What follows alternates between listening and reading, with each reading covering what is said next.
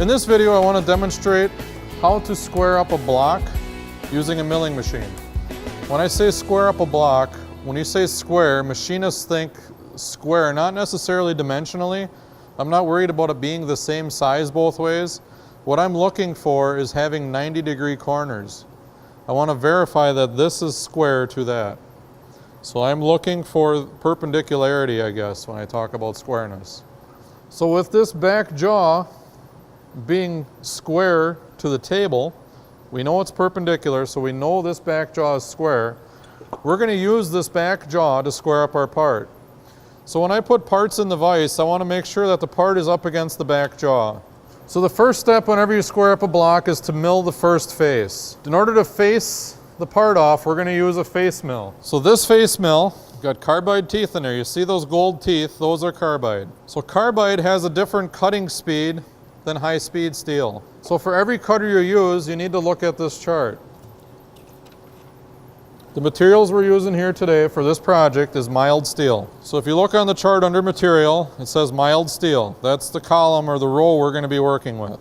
Now you have to look at what kind of cutter you're using. It could be high-speed steel, which is abbreviated HSS, or it could be carbide. So we're going to be looking for the carbide cutting speed for mild steel. So if I take the mild steel and I come over to carbide, it says there's a range of 250 to 700. Why is there a range? Well, it says here, use lower end of speed ranges for drilling, boring, and roughing cuts. What we're going to be doing when we square this up, it'll be kind of like a finishing process. So I'm going to go in the middle of this range. I'm not going to be on the low end or the high end. I'm going to use a number of, let's say, 400. So once you have that cutting speed, there's a formula here you have to use. In order to set the RPMs on your machine, you have to know the cutting speed, multiply it by 4, and divide it by the diameter of the cutter. So if our cutting speed is 400, you take 400 times 4 is 1600.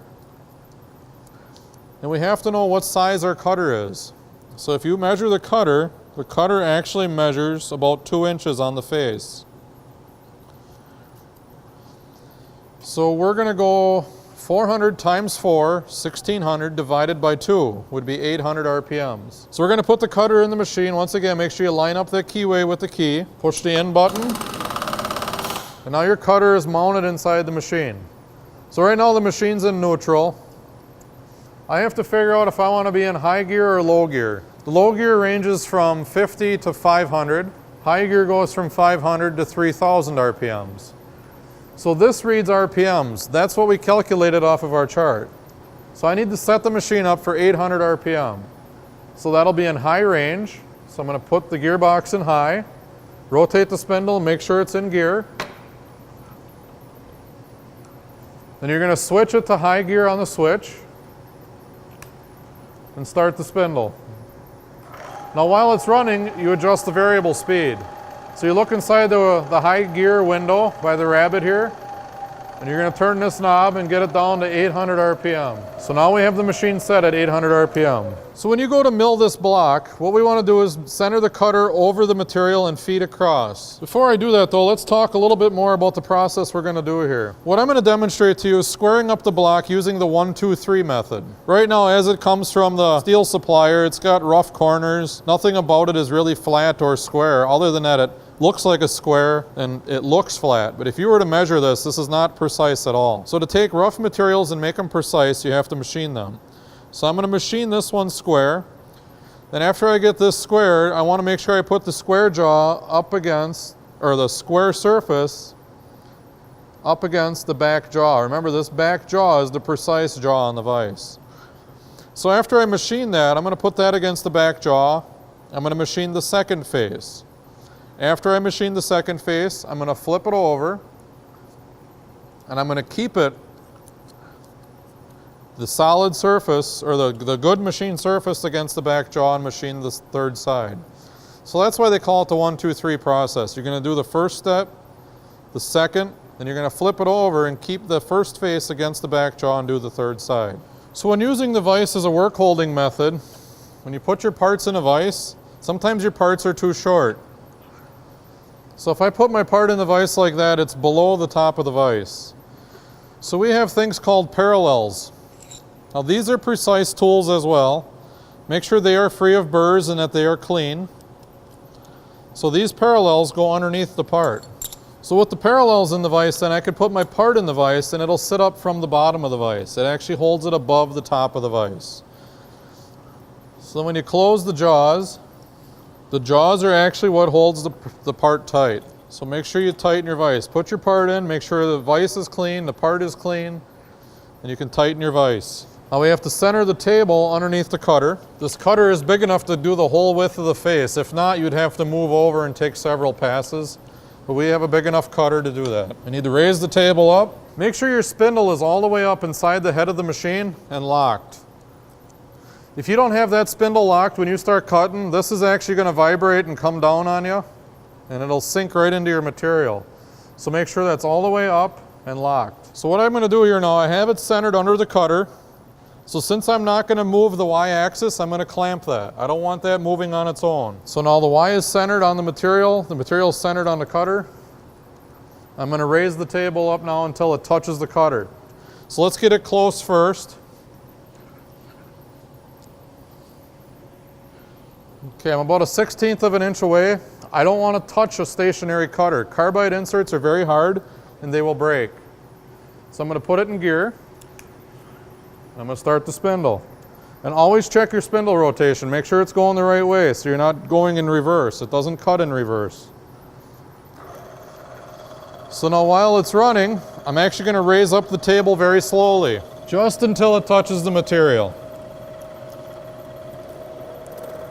Once it touches, I'm going to feed off to the end here where I can start. So it just barely touched it. You can see that it scratched it. So at this point now, I'm going to zero this. I'm going to loosen up that collar. I'm going to turn it to 0. And I'm going to go about, I don't know, let's go 20 thousandths. So I'm going to line that up with 20. Once I'm done moving Z, I'm going to clamp Z. I don't want Z to move while I'm machining either. Now you just simply feed across the material.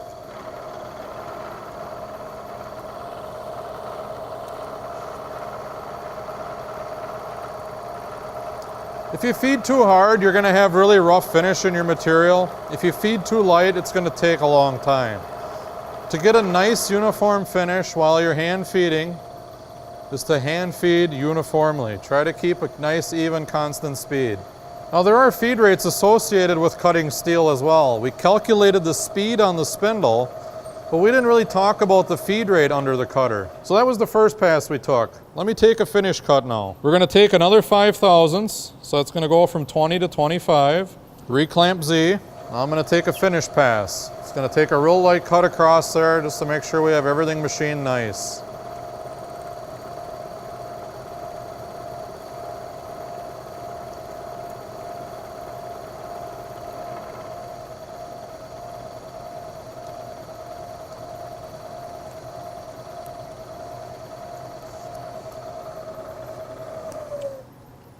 So I lowered the table before I bring the cutter back across the material because I don't want to drag the cutter across. If the cutter is turned off, you want to lower the table and move the material from under the table. So when you take the part out of your vise, you want to deburr these sharp edges. All the edges around the outside are sharp. So I'm going to take the file, and I'm going to deburr those edges. Make sure that all the burr is off. Any burrs around here will make your part inaccurate when you put it back in your machine. So make sure you do a really good job of deburring these edges. Burrs act like high spots. If there's a high spot on your part, it won't sit straight in your machine. So make sure you remove all the burrs. So what you have now is one good machined face. This is precise, a nice finish, and it's smooth. So in order to keep track of this face, what I usually have my students do is either number it with a number 1 or put an arrow on the end, just so you know which one was the first face you milled. It's important to know that. So what I'm going to do now is put it back in the vise. I want to make sure that the vise is cleaned out. Take out your parallels. Make sure there's no dirt between the parallel and the vise. Make sure your vise is clean. Put your parallels back in. And then you want to put it with number 1 or the arrow against that back jaw. Now when you do this process, you want to make sure that only the back jaw is touching the material. If you close the vise like this right now, these two jaws are battling. This one wants to locate on the rough material. This one wants to locate on the finished side. So how to prevent that from happening is to use a round bar. They call it a bolster bar. It could be any piece of material you have as long as it's straight. So put the bolster bar in between your part and the movable vise jaw. So the bar goes by the movable jaw. The solid jaw, you leave it up against the part. What this does is it ensures that that part is going to square up against this jaw and not locate on the movable jaw. So you want to make sure that your part's up against the solid jaw. You're now ready to take the second pass. So you do the same thing. We're going to lower the table. I'm going to get underneath my cutter with the material. I'm going to start my machine. Then I'm going to raise it up just until it touches again. When it touches, you want to feed off to the end. You can raise your table 20 thousandths, but first we got to re-zero it again. And we're going to go 20 thousandths. We want to clamp Z and then feed across.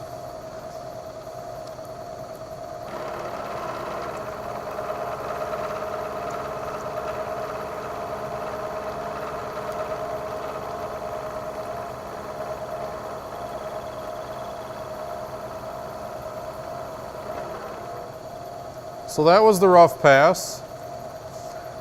I'm going to go back to where I started and take a finish cut. Now you're probably wondering, why do I always start on this end? Why don't I start on the other end? The reason is, if you look at how the cutter rotates against the material, it's actually pushing the material up against that back jaw. We don't want to put any force on this movable jaw. We want the force to be on the back jaw. It makes more precise work. The other difference is, if you notice while I'm milling, the chips are flying away from me. If I was feeding the other way, those chips would be flying right at me. So this is the 5 thousandths finish pass here I'm taking on this side. Once I get to the end, I'm going to lower the table and come back to this side. I'm going to take out the part and deburr it. Turn off the machine, lower the table. Come back to the other end of the part where we started. The reason why I do this is so I don't forget. If I leave it over there, I might be not paying attention and then I'll end up cutting it the wrong way. I want to be able to cut with the, as the cutter rotates this way, you want to be able to push the material against this back jaw. Now once again, there's going to be burrs on your part, so be careful when you take it out. So I'm going to deburr it all the way around. Now that I have it deburred, you remember this number 1 side? We're going to put that back in. And this was the second side we milled. So maybe you want to label that one number 2. So we have a number 1 we did first, number 2 we did second, and we had the arrow on the end. So always keep number 1 up against this back jaw.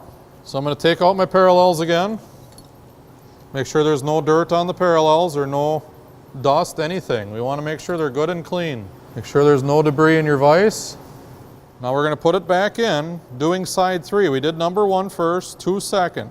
So now 2 goes down, number 1 goes to the back. For this setup, we need that round bar again. Tighten your vise. We're going to put the workpiece under the cutter again, put the machine in gear and start it. Raise the table just until you touch. Go to the end. I'll re-zero this again. And I want to go about 20 thousandths again, just enough to clean up the rusty surface. After I move it, I'm going to clamp it.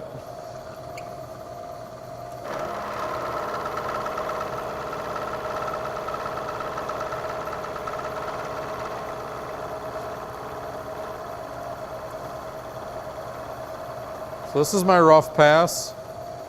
Then I'll return back to the start point. I'll raise the table another 5 and take a finish pass.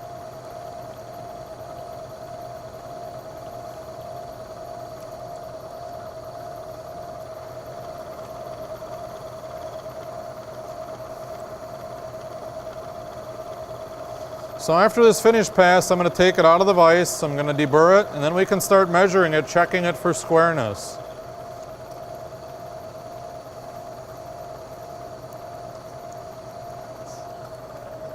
off your machine. Unclamp your table, lower the table. Let's go back to our start point so we don't forget.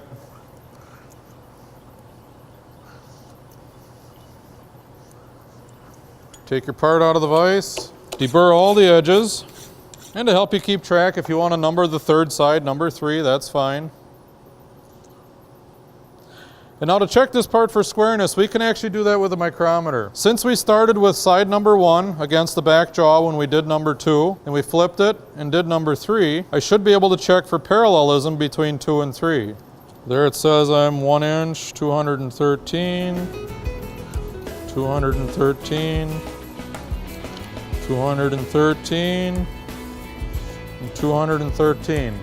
So by checking the 4 points between distances 2 and 3, you're able to verify that they are parallel, and then you know they are perpendicular to this first surface. So the last step would be mill the last face. You want to have all 4 sides perpendicular to each other.